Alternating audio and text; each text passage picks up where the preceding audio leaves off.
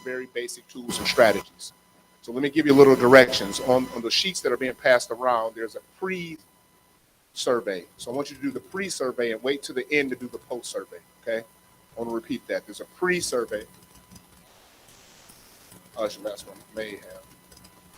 So it's a pre-survey. You do that right now, and then when we're done tonight, we can wrap it up. We'll do the post-survey on the back. I'll see if I have some more.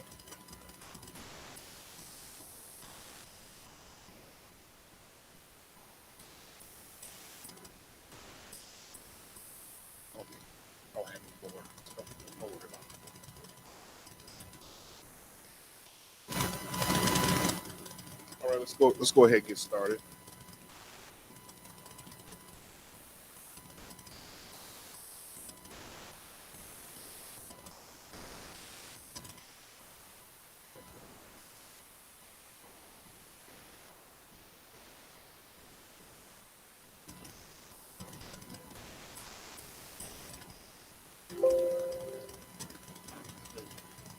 All right, I don't know how many of you guys are familiar with the Mental Health Recovery Board here in town, but it covers 3 counties, Clark County, Greene County, and Madison counties.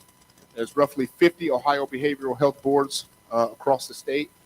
They provide pathways to care for everybody and every family in Clark County. And it's publicly funded by levy dollars. So Mental Health Recovery Board funds this type of presentation, this type of training. Their goal is to get as many people as trained as possible with question, persuade, refer is just one of their initiatives.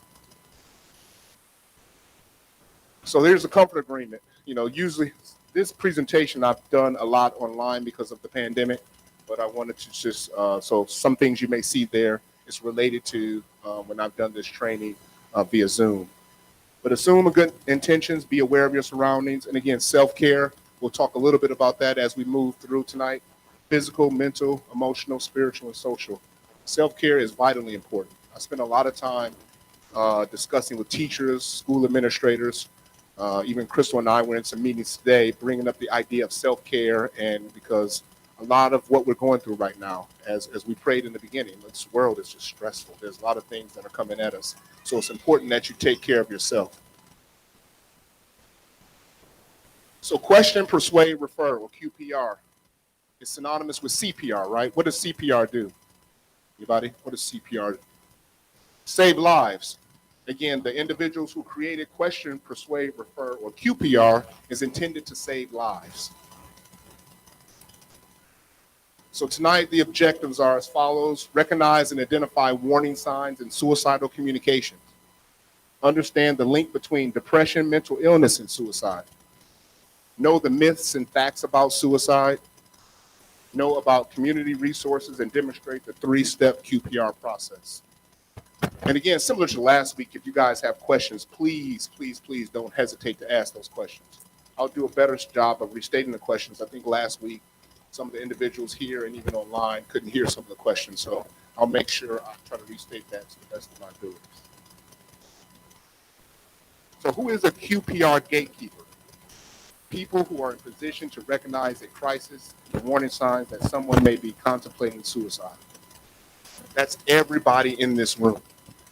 Everybody is a QPR gatekeeper. After tonight, I hope that at the very least you guys are able to, 1, recognize the signs of depression, other mental illnesses, and then 2, if you know of an individual who may be struggling or contemplating self-harm or suicide, you know to take some very basic steps to get that person some help. Oh, sweet. So again, non-professionals, family, friends, co-workers, neighbors, teachers, clergy as well. So as I mentioned before, QPR is not intended to be a form of counseling or treatment. QPR is intended to offer hope through positive action. So again, I don't want you guys leaving here. It's like, oh, Dr. Johnson taught me how to do counseling tonight. No, not so much.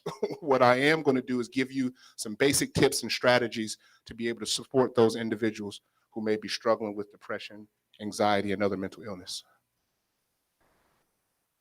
I think I ran out of pre-test, but raise your hand if you don't have a booklet, because you need to leave here with a booklet. Oh, okay. I think Servant Jay is getting us some extra copies. So I'm going to give you some brief stats that are pretty alarming. In 2018, 48,344 people completed suicide that year. That's 132 per day. And you think about just one commercial jet, one person every 11 minutes. Now, I don't have more recent stats, but just think about that for a minute. 4 times as many male completions and 3 times as many female completions. Why do you think that's the case? Why do you think it's more male completions than female completions in terms of individuals who may complete suicide? Go ahead. She said the method that they choose to commit suicide, and that's correct. Usually men use more lethal methods. And let me stop and pause because I jumped right in and I didn't do this at the beginning. We'll be talking about some very emotionally charged topics tonight. It may impact some of you all. Some of you all may have known people close to you who may have contemplated or completed suicide. By any means, if you need a moment to remove yourself from this conversation, do that. I want to make sure I say that. And again, in my haste, I did not do that at the beginning. I apologize. So thinking about that group between 15 and 24, 6,211 young people died by suicide in 2018. That's at a rate of 17 per day, or 1 every 84 minutes. Just sit with that for a minute. 6,211 young people between that age range of 15 to 24 died by suicide in 2018. And again, just a reminder, those sheets, you do the pre-survey now as I'm going through this, and then once we're done, you can turn over and do the back.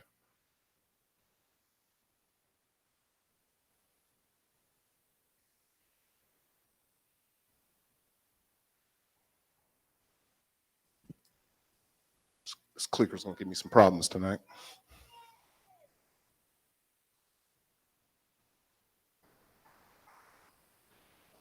I wonder if it's the battery. Oh, there we go. And yet, suicide is our most preventable form of death, according to Dr. Stacher, former Surgeon General of the United States. I provided you with those alarming statistics, but again, followed right by, suicide is probably one of the most preventable deaths that we can prevent, for lack of a better word. We can stop. And hopefully by tonight, you guys feel like you're equipped and have some skills to be able to engage, even if it's not someone who may be contemplating suicide, but may have some severe depression, anxiety, some other form of mental illness that you can provide them with some support.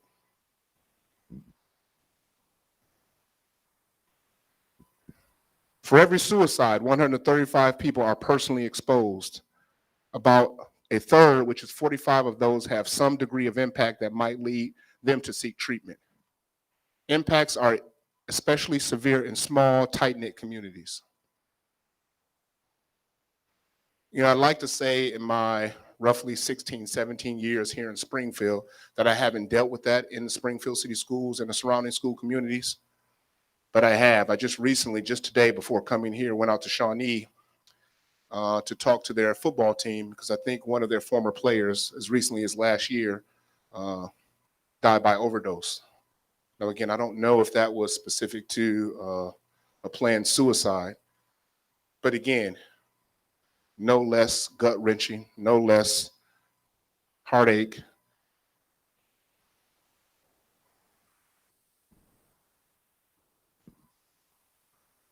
The link between suicide and mental illness, 46% of those who died by suicide had a known mental health condition. We spent a lot of time last week, and again, I can commend you all, many of you all were here last week, the discussion we had about mental health and some great questions, great comments. I want to continue that dialogue tonight because again, close to half of the individuals who die by suicide have some form of mental illness.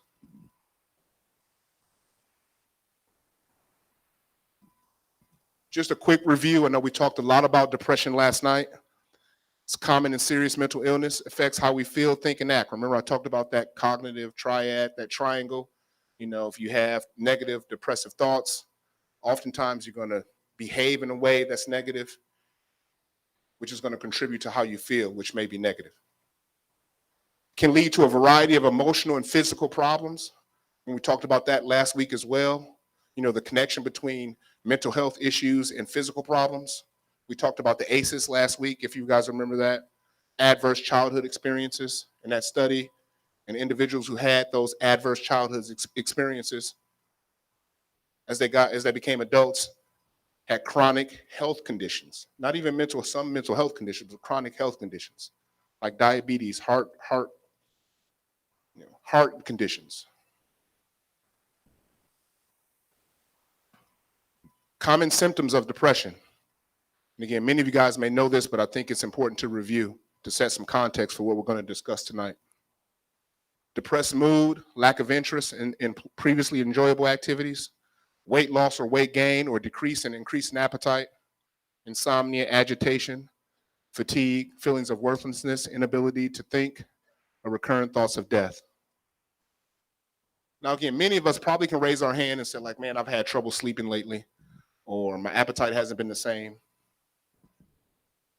You know, there's times I felt down.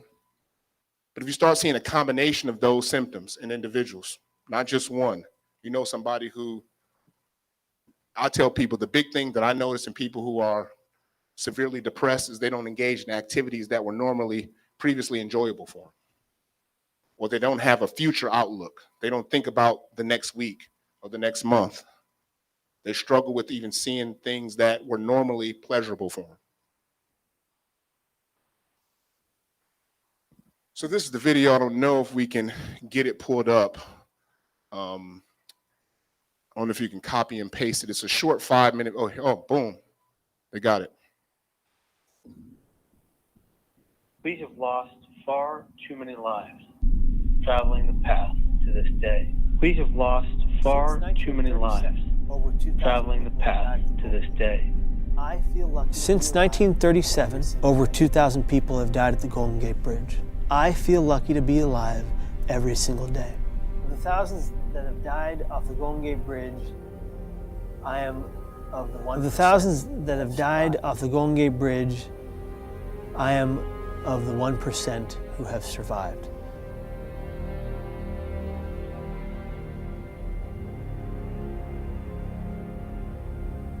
So I was born on drugs and premature, and then I bounced around from home to home.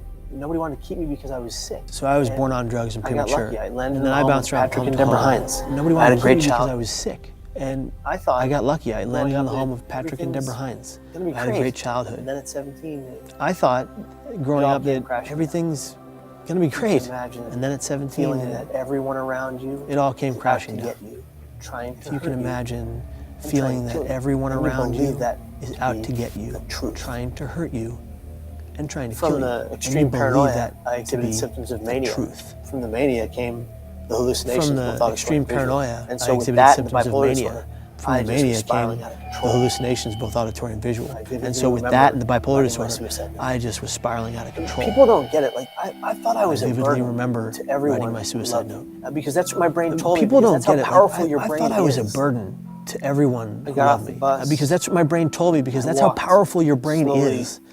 down the walkway. Of the I got off Golden the Gate bus. Bridge. You know, people rode by I me. walked drove by me. slowly walked by me. down And the a woman walkway of the approached me, Golden Gate and Bridge. she said, You know, "Will you people take rode by my me, picture?" drove by She me, said thanks, walked and by she me, walked away. and a woman At approached that me, moment, I just and she said, said, "Will "Nobody you cares." take my picture?" She Reality said thanks, and was she that walked everybody away. cared. It was that moment I just said, "Nobody Just couldn't cares." see it. The reality I ran was forward. that everybody cared. Using my two hands, I just couldn't see catapulted it. myself into free I fall. ran forward, What I'm about to using my two say hands, is the exact catapulted same thing myself into free fall. that 19 What I'm Golden about Gate to Bridge say jump survivors Is have the also exact same said. thing The millisecond that my hands left the 19 rail. Golden Gate Bridge jump It survivors was an have instant also regret. said. The millisecond my hands left And I the remember rail. thinking, no one's going to know It was that an I instant didn't regret. want to die. In And 4 I remember seconds, thinking, I fell no one's going 75 to know miles an that hour. I didn't 25 stories. want to die. And I hit the water. In 4 seconds, I fell I was 75 the most miles physical an pain hour. I'd ever 25 experienced. I have stories. ever And I experienced. hit the water. The Coast Guard I was was amazing. hit the water. He was just so freaked out that I was alive that he the just most dove physical in pain and I'd brought me ever on board. experienced. I have And I said, you know how ever many people we experienced. pull out of The this Coast water? Guard was amazing. He said, was just "No, so I freaked want out that I was alive that he just that bridge dove in down my and brought me forehead." on board. I said, "Kid, you're a And I said, miracle." do you know how many people we pull My out of father this took water one that are step into already the dead? hospital room, and And I I looked said, up no, at him and I and don't I want to said, know. "Dad, I'm sorry." The guy put his hand on my said, forehead. said, I'm "Kid, you're a sorry." miracle." And if you think about it, both My of our father immediate took one reactions step into were the guilt. hospital room, and I looked up at Felt him that and I didn't said, belong "Dad, to I'm either of sorry." us. And he said, And "No, even though kid, I didn't die, I'm it sorry." caused people And if a you great think deal about of it, grief both and of our pain. immediate Just reactions the were guilt. day of my attempt Guilt still that didn't sits belong to within either them of us. today. I asked And my even though I father didn't die, if he it still caused people a feared great my deal of death grief and by pain. suicide. Just And the every day time of the my phone goes attempt off, still his first sits within them inclination today. is Kevin I asked my alive? father if he still feared I had my an death impact by on my suicide. dad. He said every time the phone After goes the jump, off, his first road to inclination recovery was pretty is long. Kevin I had alive. 7 psych ward stays in the next 11 I had an years. impact on my I dad. still have all the symptoms I ever had. After the Mania, jump, the road to recovery was pretty long. I had 7 psych ward stays in the next 11 years. I still have all the symptoms I ever had. Mania, depression, psychosis, hallucinations, all that's still there. I just know how to cope with it and I know how to beat it. I built a support network over these years of treatment so that I wouldn't be fighting this alone. So like, it's okay not to be okay. It's not okay not to ask for someone to back you up. To the families who live with the loss or losses of loved ones, they didn't do that to hurt you or destroy your life. They took their lives because they were struggling and in a great deal of emotional and mental pain. Suicide, mental illness, and addiction are the only diseases that we blame the person for perpetually. But people die from suicide just like they died from any other organ diseased.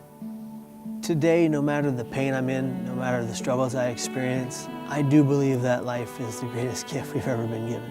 And if you're suffering mentally, don't wait like I did, sitting in denial for so long. Because recovery happens. Living proof.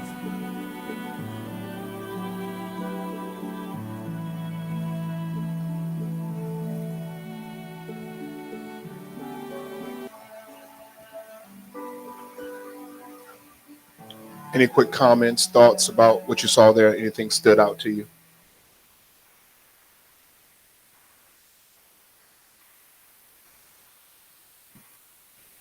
I'll start. The thing that stood out to me was he said it's okay not to be okay. It's okay not to be okay.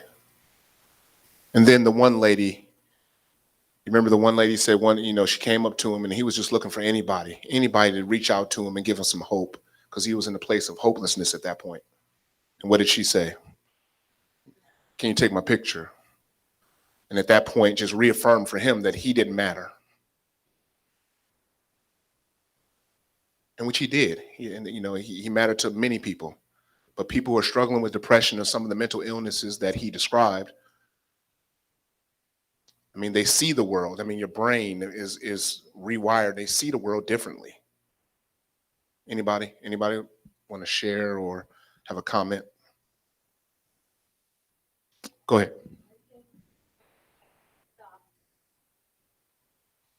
Oh, thank you. Had she stopped to talk to him instead of just asking to take his picture, he might have felt better and maybe wouldn't have wanted to jump off the bridge had she just had a conversation with him. Yep. As simple as that. Did everybody get that? He was clamoring for some connection, for relationship. And if she had something in her to stop him and ask him how he was doing, he wouldn't have engaged in that act. So again, that's QPR. Again, it's just about making a connection, asking somebody if they're okay, persuading them to take action, and then making the appropriate referral. Somebody else? Instantly regret his decision. Yes.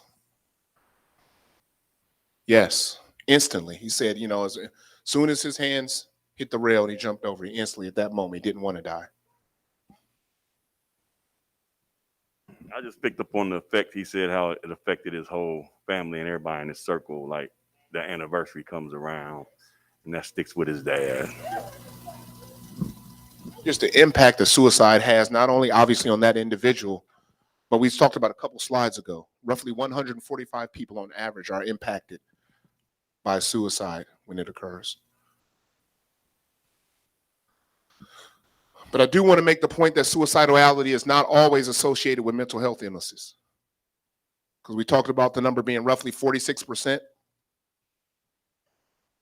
Reactions to school problems, job loss, relationship problems, rejection, humiliation, loss of a loved one. We talked about grief last week, trauma, recent and impending crisis.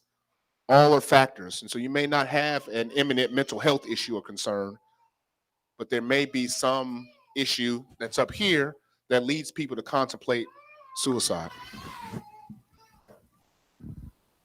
I was working with a young girl at one of the local middle schools here in town, and her mother attempted suicide, and she saw that. She witnessed it.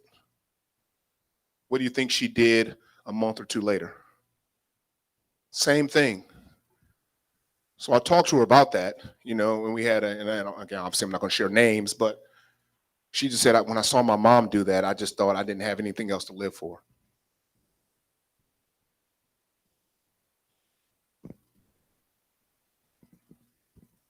So suicide myths and facts. We'll spend some time in the next couple slides dispelling some myths and providing you guys facts about suicide and mental illness.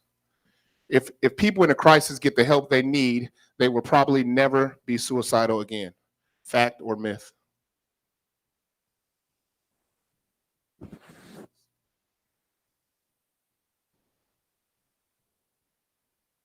Myth, fact? Most people say myth. Actually, it's a fact. Myth, no one can stop a suicide. It is inevitable. Suicide myths and facts. Confronting a person about suicide will make them angry and increase the risk of suicide. Myth or fact? That's a myth. Fact is, asking someone directly about suicidal intentions lowers anxiety, opens up communication, and lowers the risk of an impulsive act. I struggle with that with a lot of the adults that I work with in school, and you'd be amazed about the number of students in our city schools who are engaging in self-harm behaviors or are mentioning that they want to harm themselves and don't want to live anymore. And a lot of times administrators and adults, and I was this way before too, didn't feel comfortable even talking about it. If we don't talk about it, we won't put the idea in their head. And that's a myth. If we know of someone who's contemplating harming themselves, if we know of someone who's struggling with severe depression or anxiety and are thinking about suicide, the right thing to do is approach it, say something about it, talk to them about it. Just as the gentleman in the video, he just wanted someone to just reach out to him and be in relationship with him and let him know that he cared. Only experts can prevent suicide. Myth or fact? Myth. You guys are getting it. That is a myth. Suicide prevention is everybody's business, and anyone can help prevent the tragedy of suicide. Everybody in this room, as I mentioned at the beginning, after you leave here tonight, I hope you've figured out you have one tool in your toolbox. You have one thing that you can do or say, or you may know someone who may be struggling that you can reach out to them and try to get them the support they need. Most suicidal people communicate their intent sometime during the week preceding their attempt. Myth or fact?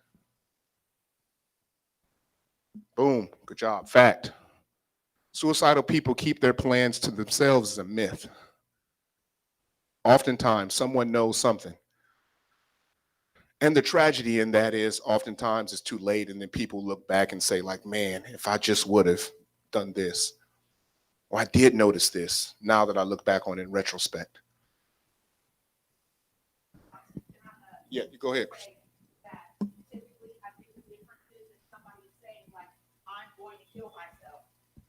And as working like in schools with people, I typically, if someone says I'm going to kill myself, I'm going to talk to that student or that person and go from there. But if someone says I'm going to kill myself and I'm going to do it tonight when I get home and has a plan, that's when I'm calling Dr. Johnson. So I think that is a really good point as part of intervention, that you need to know that if someone is saying that they're going to threatening self-harm, then yeah, you should still use your booklet that you have so that you can connect them with resources.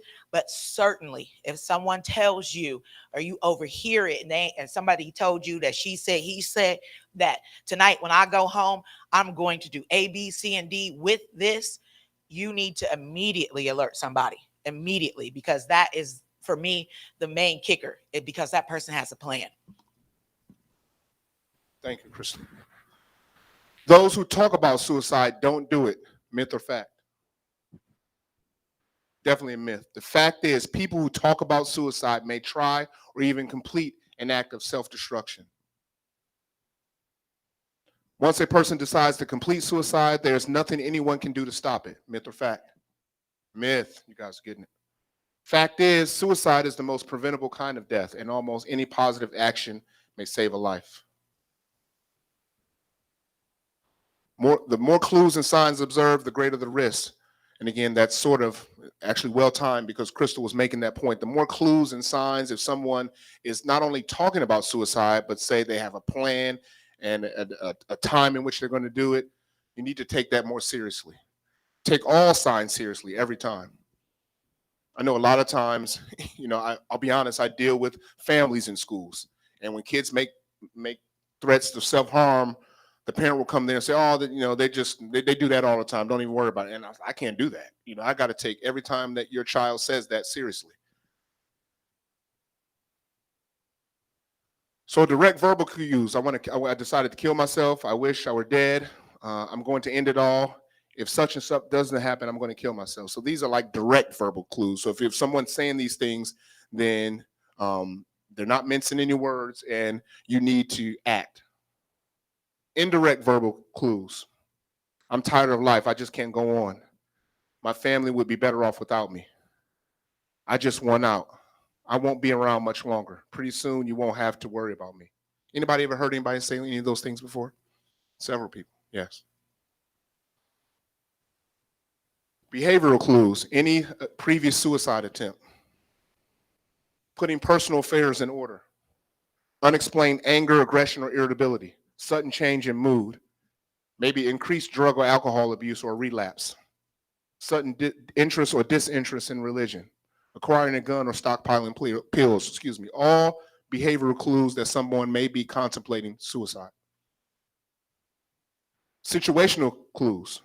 Being fired from your job or expelled from school. Oh, got a question.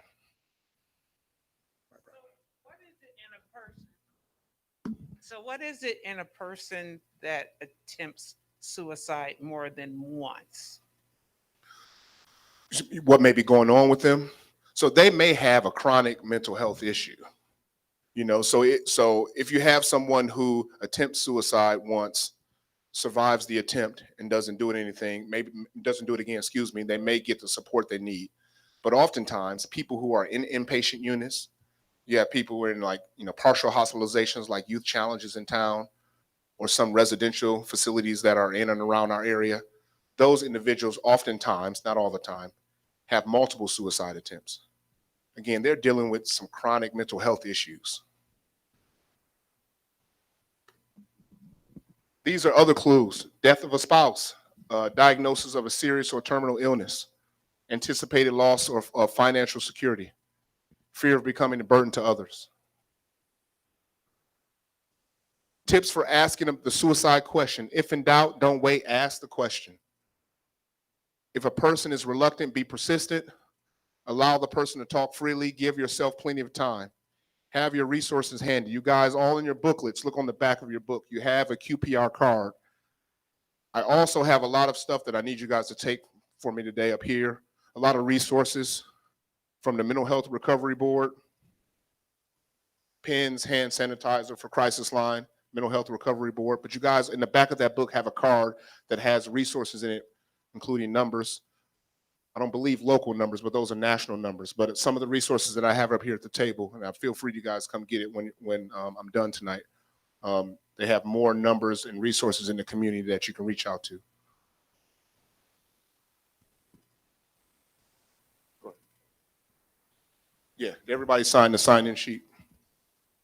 I appreciate you guys. You had a question? Dr. I just want to ask a question. Here lately, when I'm talking to people, what I've been doing now is that if I'm feeling something, I'm just having a conversation with them, they're going through something, I just normally ask them from 1 to 10, 1 being terrible, 10 being good, where's your mental health right now?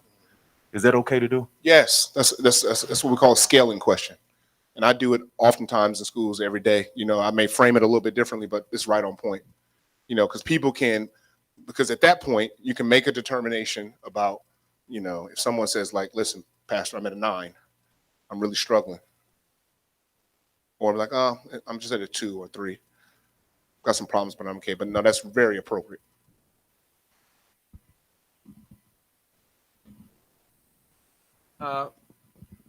Some years ago, I had a very good friend of mine that was a diabetic, and he constantly ate sweets all the time. And I used, I was telling from time to time, this is no good. Well, he ended up losing the toe, and then he lost half of his foot. But eventually, he passed away. So my question to you was, would you consider that? And I mentioned it to him over and over again. He said, "Well, I got to go sometime." He said, "I'm going to eat this candy and I'm gonna be satisfied." That was his response. So, do you consider that trying to commit suicide? Or I appreciate the question. So without knowing his mental state, I won't go as far as say that, but at the very least, he was struggling with some mental health issues. I mean, just about how he saw himself in relation to the world. Sounds like he really didn't care. He felt hopelessness, all associated with depression. So again, I won't say he was attempting to complete suicide. He was engaging in some really self-harmful behavior, knowingly. And oftentimes when individuals do that, the first thing I go to is, hopelessness. And that's, to his point, like, I'm going to die sometimes, so who cares? That doesn't sound like a very hopeful statement. So again, I won't say he was attempting to complete suicide, but definitely some self-harm behaviors. Yep. Yep. If you drink it, if you're drinking, you already have cirrhosis of the liver or something like that. You continue to drink and then end up passing away. Then that could be considered an indirect suicide. But then too, you've opened the conversation in regards to addiction, and we won't talk much about addiction tonight. But again, I'm sure we all know people who've struggled with maybe some of our own addiction, or people who are close to us who deal with addiction. And the thing with addiction is oftentimes people think it's a voluntary choice, and it's not. It's not at all. So the Q in QPR's question. Everybody say question. Everybody say question. Ask the question. Here's the less direct approach. Have you been unhappy lately? Have you been very unhappy lately? Have you been so very unhappy lately? Do you ever wish you could just go to sleep and never wake up? So you're asking the question, but is that really direct? That's not direct at all, right? I mean, somebody could ask me right now, have you been unhappy lately? I'll say, yeah, man, work's stressful. Yeah, I've been unhappy.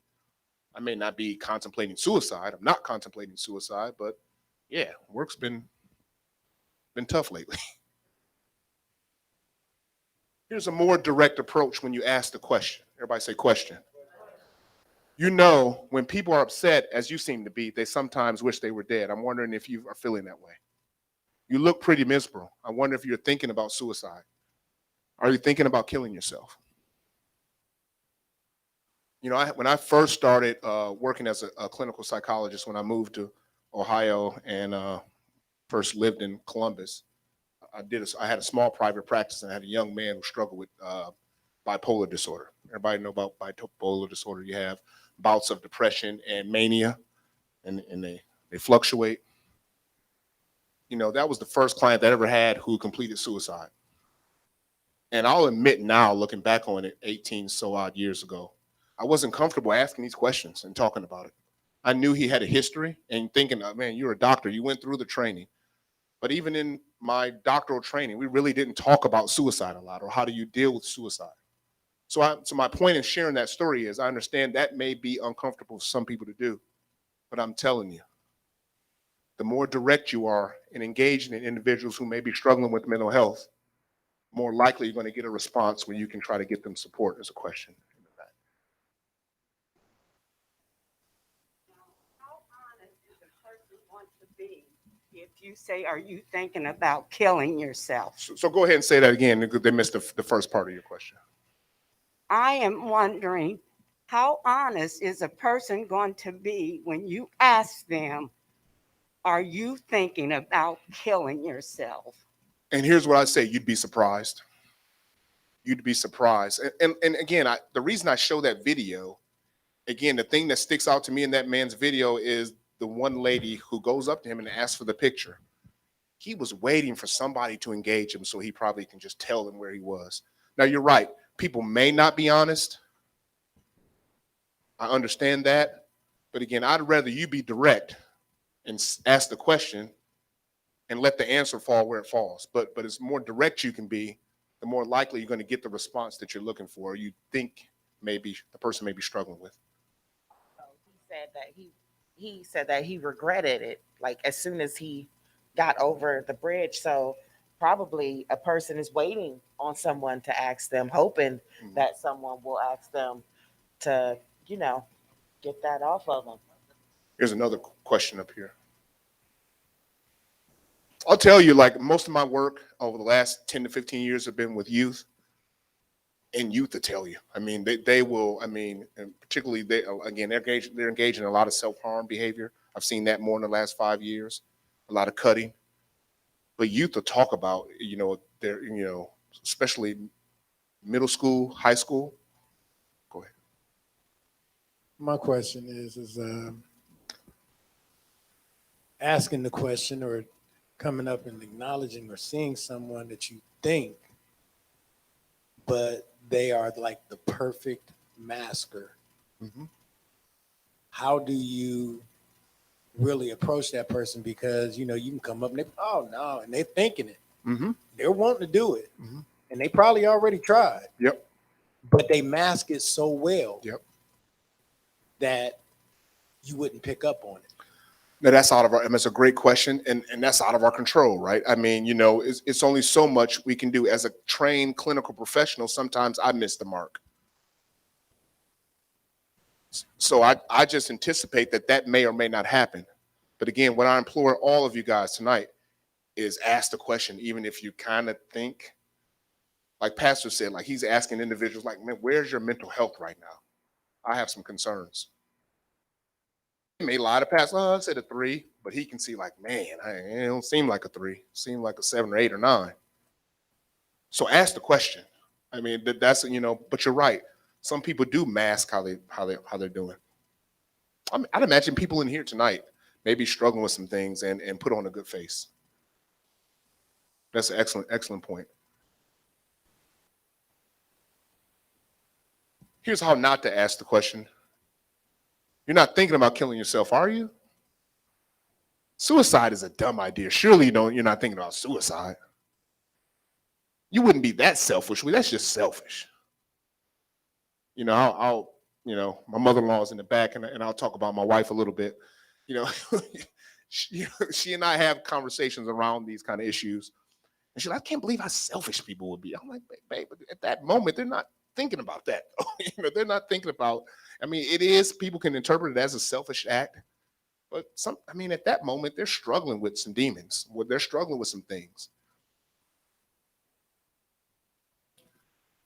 Everybody say persuade. Everybody say persuade. So you ask the question, right? So you've made you're asking in a very direct manner, are you thinking about suicide? Are you thinking about killing yourself? You engage that person. Once you engage that person, the P in QPR is persuade. You want to persuade them to stay alive. Persuade them to get the help they need. Listen to the problem and give them your full attention. Don't rush to judgment, and offer hope in any form. And again, I'm guilty of judging people. I think we all can be at times. I try not to do that. But the point here is ask the question, regardless of how you may feel about their circumstance.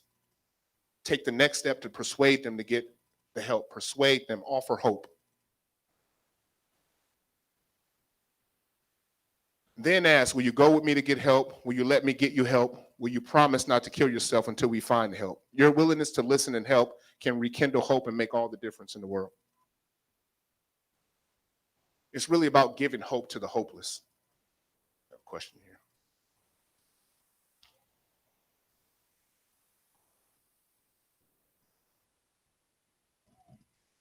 If you know someone that is borderline. Yes. And you've actually asked all those questions and they say, no, I'm not going nowhere. I've been there. They're not helping me. Where does that leave you? Whereas it leaves you in a very frustrated, bad spot, actually. That's what it does. So here's the thing, and we talked about it a little bit last week, especially with adults. I mean, it's voluntary. At the end of the day, we talked about people hitting quote unquote rock bottom, and we've all heard that term. And you're right, some people just aren't ready for treatment.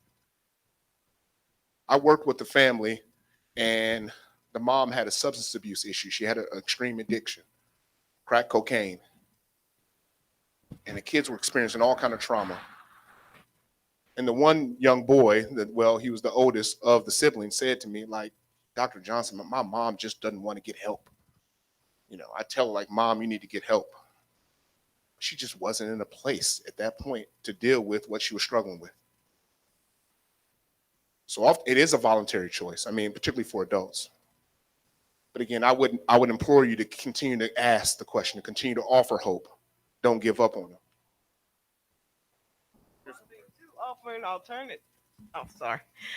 Sometimes I think I have a big mouth.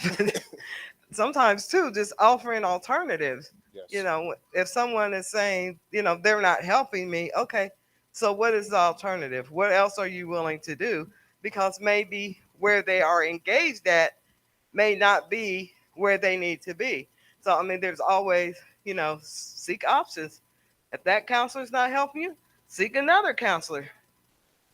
That is so important. I'm glad you said that, because I do deal with a lot of people who say, "Oh, I did therapy before. It didn't work out for me. I didn't like that counselor." And counseling is a relationship. Sometimes relationships work, right? Sometimes they don't. And offering alternatives is very important. Thank you for sharing that. Go ahead, Pastor. Dr. Johnson, I was looking at a quote that someone said. Well, I don't think it was a quote. It's a statement they made. They said, recovery is not for those who need it, but for those who want it. Yes. Yes. Yeah. Say that again, Pastor. That's recovery is not for those who need it, but for those who want it. And that's profound, and that's real, right? I mean, some people don't. Some people just don't want to recover at that time. But we know they need it, but they just may not want the help and the support. Everybody say refer. Ask the question. Persuade them to get treatment. Provide hope. I say another P word, providing hope. And then make the appropriate referral. People that feel suicidal often believe they cannot be helped, so you may have to do more. The best referral involves taking that person directly to someone. The next best referral is getting a commitment from them to accept help. The third best being give referral information and try to get a good faith commitment to not complete or attempt suicide. So in reading all those, I encourage you to do more. And particularly if you know someone and you have a close relationship with someone who may be struggling with depression, anxiety, severe mental illness, and may be contemplating suicide. Again, I talk a lot about schools. I've been in here in Springfield City Schools for over 15 years. I'm taking that child to my office, calling that parent and helping facilitate that parent to get that kid some help. Again, it's a little different for adults. You may have loved ones who are struggling, who may not want the help. But again, at the very least, if you can try to get a good faith commitment from them, if they're contemplating self-harm or suicide, that they're going to be receptive to the help is a step. Since almost all efforts to persuade someone to live instead of attempt suicide will be met with agreement and relief, don't hesitate to get involved or take the lead. For effective QPR, say, I want you to live, or I'm on your side, and we'll get through this together. I care about you. Get others involved. Ask the person who else might help, family, friends, brothers, clergy, rabbi, bishop, physician, etc., etc.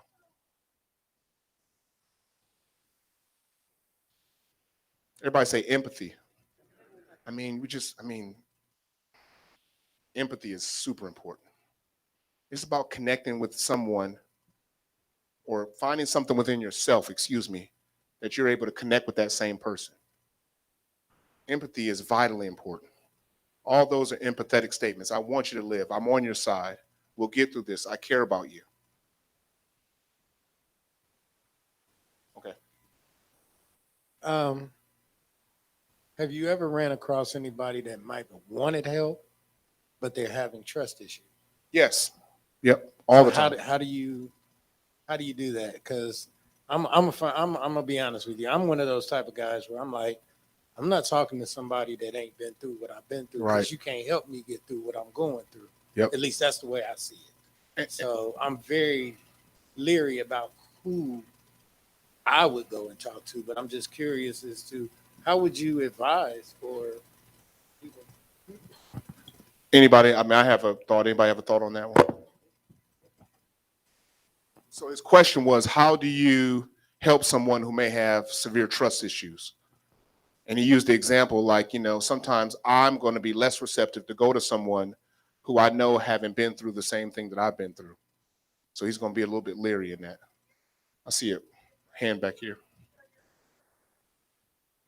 Everybody hear that?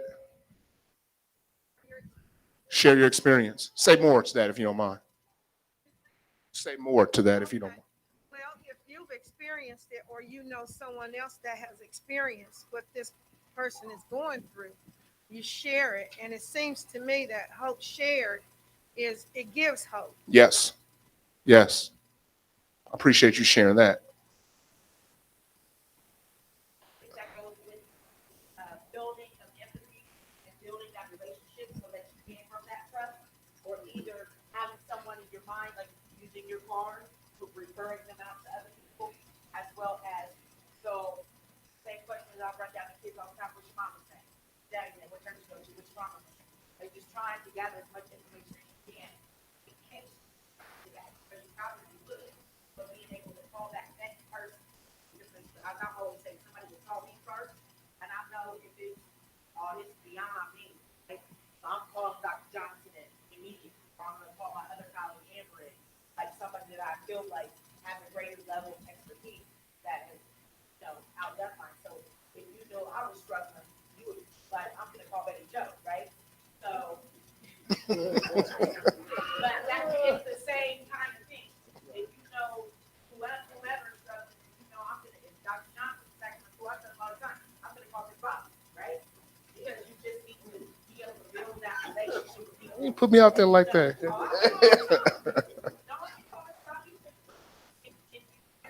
Have that relationship that you can pull on those other people who are the friends, the cousins, the brothers, or other professionals. And your point's a good one. It's about relationship. I was going to say the same thing. It's about connection. I love the answer of just sharing your experience and trying to provide hope. But it's challenging, man. Some people have extreme trust issues. I used to always think I would never go to a marriage counselor for someone who hasn't been married, right? What sense does that make? But again, they may have some very beneficial information to share with me. So join the team for effective QPR. I mean, you have a great team here. Awesome team. I've felt so welcomed. And I mean, I've been to this church before many a times, man, but just being here over the last couple nights, man, you guys have a hell of a leader and just a great team. And it's just, no. Heck of a leader, heck of a leader, heck of a leader, heck of a leader, heck of a leader. My bad. My bad. Thank you, Pastor. Thank you. But again, I mean, just making connections with, again, relationships in this room, again, and identifying, like Crystal said, which is an excellent point. If I can't make the connection, if I can't help them, then maybe find someone in this room that may be able to provide that support. Follow up with a visit, a phone call, in whatever way that feels comfortable for you, but let the person know that you care. And again, relationship, empathy, caring. And again, this topic or this talk is primarily about suicide, but it's not just about that. Because again, we started last week talking about severe mental health issues, mental illness. And again, those individuals who may be engaged in self-harm, they may not be contemplating suicide, but they just need additional support. They need a caring shoulder. They need someone to have a connection with them. Key takeaway points. People who are suicide are ambivalent. Ask directly about suicide. Don't skirt the issue. Offering hope as well as listening saves lives, and you can make a difference. I started off tonight saying like everybody in this room can make a difference. from the pastor to the clinical psychologist to the student support service coordinator. Everybody in this room can make a difference, no matter your background. Just it's asking a question, it's persuading them to get the support, and making the appropriate connection and referral. How much time? 10 minutes? Okay, another quick video. Should play. Okay.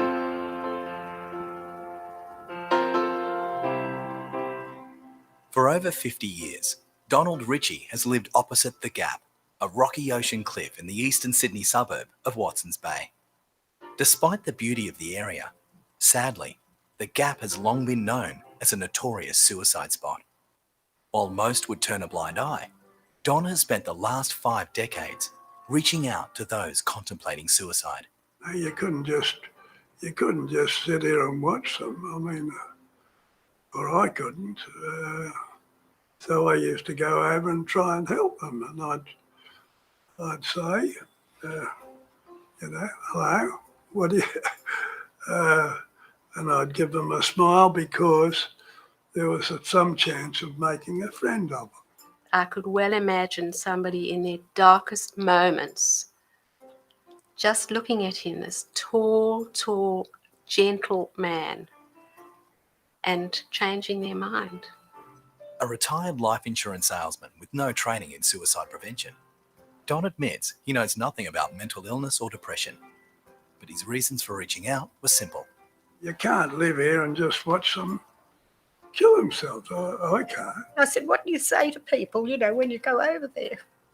And he said, oh, I go over there and sell them life. I go to try and get away from the edge of the cliff. That's the first thing.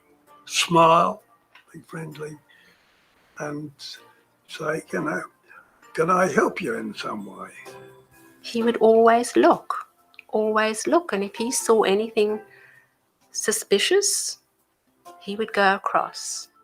Rather than just talking them out of it or reporting them to the police, I know that he would invite them back to his house with my grandmother Moya, and my grandmother would cook them dinner or tea, and sort of look after them and talk to them. It was during his time in the Navy that he first started to watch over others. He was a lookout. He was then put onto the bridge, I think it was, as a lookout.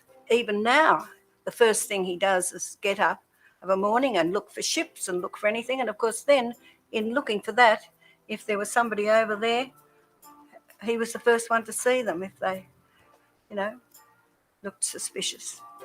Incredibly, authorities say that Don has saved more than 160 people, but unofficial estimates put the number closer to 400, an act that has seen Don put his own life on the line, climbing the safety fence to pull people back from the brink.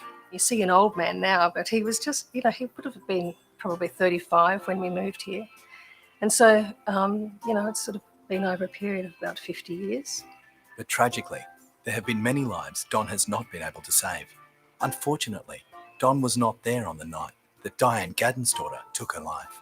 Tracy took her life at the Gap on the 15th of November 2005. I do not believe she wanted to die. I just think she couldn't cope with what life was for her at that time. And I know for sure that a kind word would make you turn around.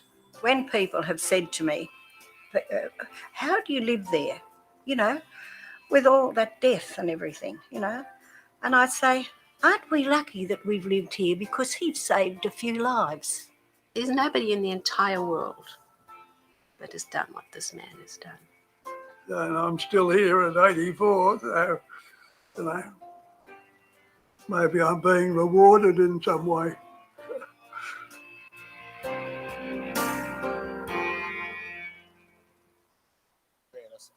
So I've done this training countless times, and every time I see that video, it's moving. Any thoughts about that? What you just saw? We have roughly 5 to 7 minutes left.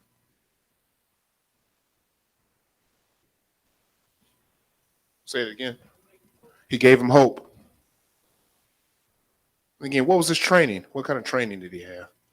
None. Me brother didn't have any training. To me, I always tell people he had a heart and he wanted to connect with people. And he said, I go over there and just give him a kind word.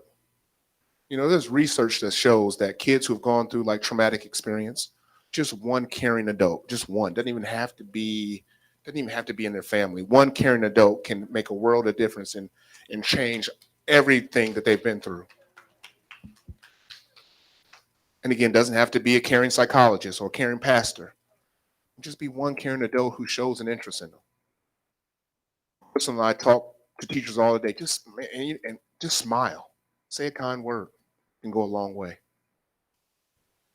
Any other thoughts about the video? I mean, I love that video. He's 94 years old. You know, so talk about blessings.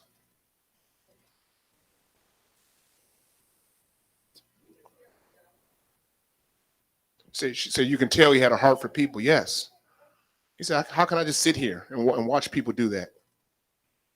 So again, me being here tonight for the second night is imploring you guys. And again, it's primarily about suicide tonight. But I just, like any individual who may be struggling with severe mental illness, struggling with depression, ask a question, form a relationship, be kind, make a connection, show empathy.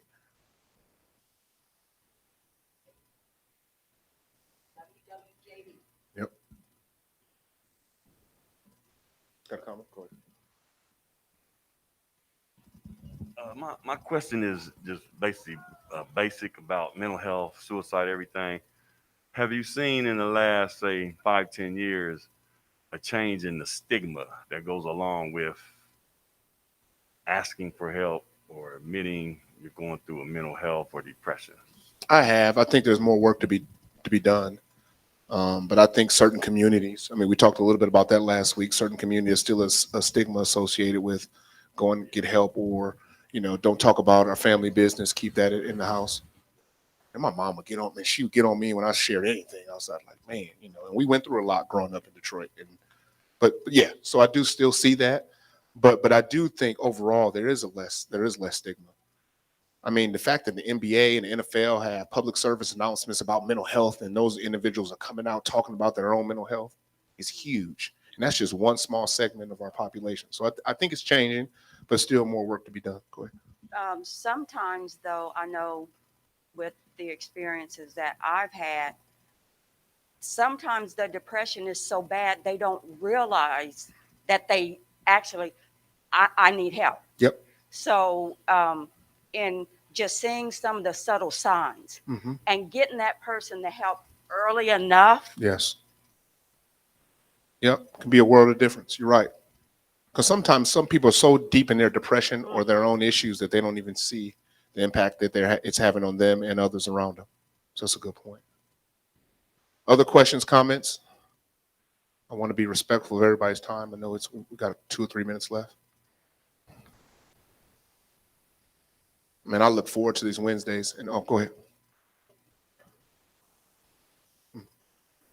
Sure, it's a lot more larger than it was in the past. Yes. How do you help people that may not be suicidal but dealing with depression or other issues that can eventually get them to that point? So I'm going to talk a lot of so next week we're going to talk more about youth and dealing with mental health in the pandemic.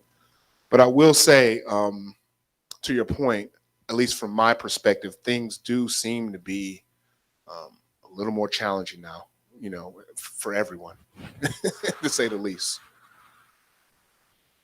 So again, but I think going back to those sort of basic sort of tenets that I just talked about earlier, asking questions, making connections.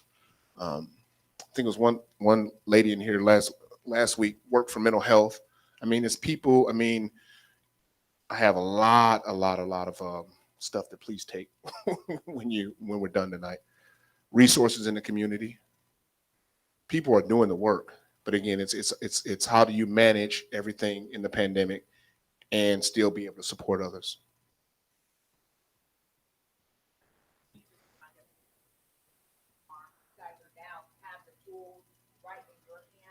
You are now a Qpr Gatekeeper.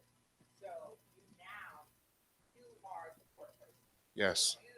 All of our numbers, I know everybody in here has my phone number, even mom, dad, you know what I'm saying?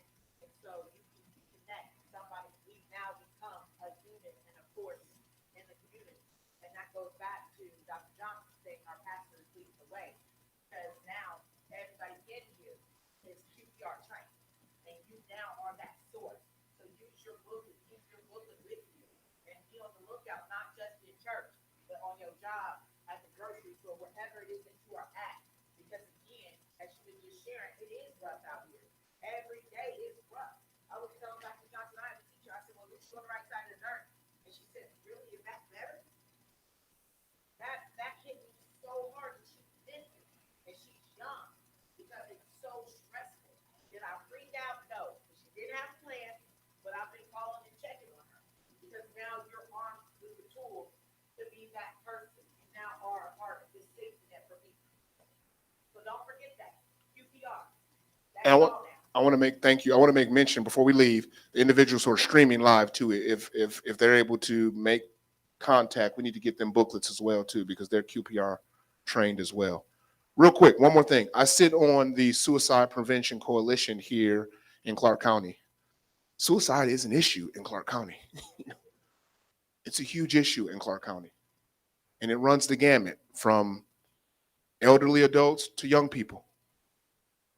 So we meet once a month and we talk about how can we prevent suicide in Clark County, in Madison County. What are some, and this is one way we talk about training, getting QPR out to as many individuals as we can. So you have the necessary skills. And it's not much. Just ask a question, feel confident in doing that, persuading and giving hope, and then making a referral. So again, before you leave, one thing, just turn over that sheet on the back and do the post survey. I need to get those to the Mental Health Recovery Board. I'll be hanging out a little bit. Please, please, please take some of this stuff because I don't want to take it home. I mean, it's hand sanitizer. At the very least, take some hand sanitizer and a pen. And again, I was going to say, I look forward to these Wednesdays. I'm looking forward to being with you guys one more Wednesday next week. I appreciate you all.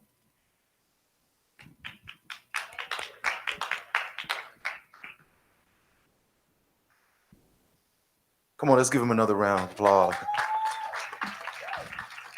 Y'all can continue filling out. We're just gonna go ahead and close out. I hope y'all understand what the reason why I've been doing this. I've been doing this to give us a safe environment to talk about mental health because we don't talk about it enough. I'm reminded and I think about one of my dudes back home that I played basketball with who took his life a couple of years ago, and I told you all about it. And I was just thinking to myself, what if I could have been back home to laugh and joke with him like we always did? Would he have done that? I don't know. But when you think about it, it's tough when you have people in your life that you care about who feel like there's nothing else they can do. And so I wanted to give us a safe environment because when I tell y'all I care about you all as a church, as saints, I'm doing everything I can to make sure I give y'all some preventive tools to help you sustain your life. Amen. So with that being said, I always give you a word on the way out. Scripture tonight is 2 Corinthians 4, 8 and 9. We are hard pressed on every side, but not crushed, perplexed, but not in despair, persecuted, but not abandoned, struck down, but not destroyed. So I just want to leave you with this. Even though sometimes you feel at the end of your rope, there's still hope in Jesus Christ. Amen. All right, let us stand to our feet if you finish. Have you enjoyed these first 2 weeks? Man, Dr. Johnson, I appreciate you, bro. I appreciate you for coming aboard and doing this together. You know what I'm saying? Taking out of your time, because I know when I talk to you, you got kids of your own. They're in football practice and you need to pick them up, but you switched